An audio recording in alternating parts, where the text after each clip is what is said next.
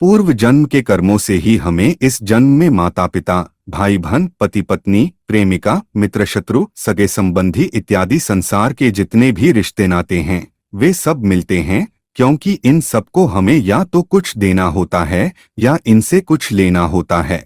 वैसे ही संतान के रूप में हमारा कोई पूर्व जन्म का संबंधी ही आकर जन्म लेता है, जिसे कि शास्त्रों में 4 प्रकार का बताया गया है।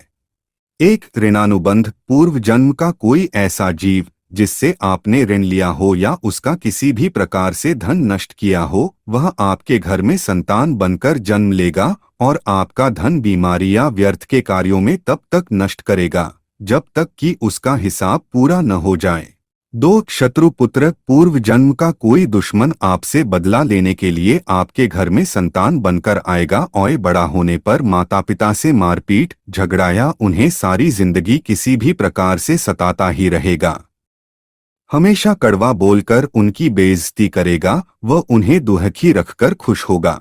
3. उदासीन पुत्र, इस प्रकार की संतान न तो माता पिता की सेवा करती है और न ही कोई सुख देती है और उनको उनके हाल पर मरने के लिए छोड़ देती है।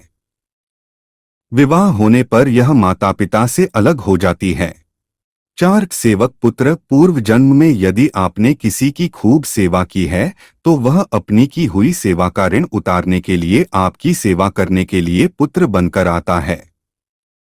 जो बोया है वही तो काटोगे। अपने माँ बाप की सेवा की है तो ही आपकी औलाद बुढ़ापे में आपकी सेवा करेगी, वरना कोई पानी पिलाने वाला भी पास में न होगा। आप यह न समझें कि ये सब बातें केवल मनुष्य पर ही लागू होती हैं। इन 4 प्रकारों में कोई सा भी जीव भी आ सकता है। जैसे आपने किसी गाय की निस्वार्थ भाव से सेवा की है तो वह भी पुत्र या पुत्री बनकर आ सकती है। यदि आपने गाय को स्वार्थवश पालकर उसके दूध देना बंद करने के पश्चात उसे घर से निकाल दिया हो तो वह ऋणानुबंध पुत्र या पुत्री बनकर जन्म लेगी।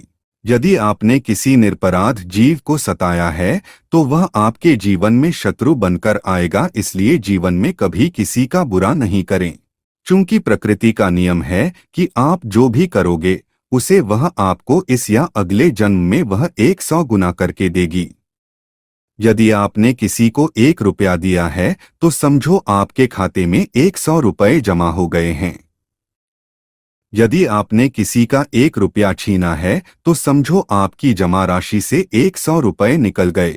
जरा सोचो कि आप कौन सा धन साथ लेकर आए थे और कितना साथ लेकर जाओगे। जो चले गए वे कितना सोना चांदी साथ ले गए। मरने पर जो सोना चांदी धन दौलत बैंक में पड़ा रह गया, समझो वह व्यर्थ ही कमाया। औलाद अगर अच्छी और लायक है तो उसके लिए कुछ भी छोड़कर जाने की जरूरत नहीं, खुद ही खाक लेगा। और अगर बिगड़ी और नालायक औलाद है तो उसके लिए जितना मर्जी धन छोड़कर जाओ, वह चंद दिनों में सब बर्बाद करके ही चैन लेगा। मैं मेरा तेरा सारा धन यहीं का यहीं धरा रह जाना है, कुछ भी साथ नहीं जाना है। साथ सिर्फ नेकियां ही जाएंगी।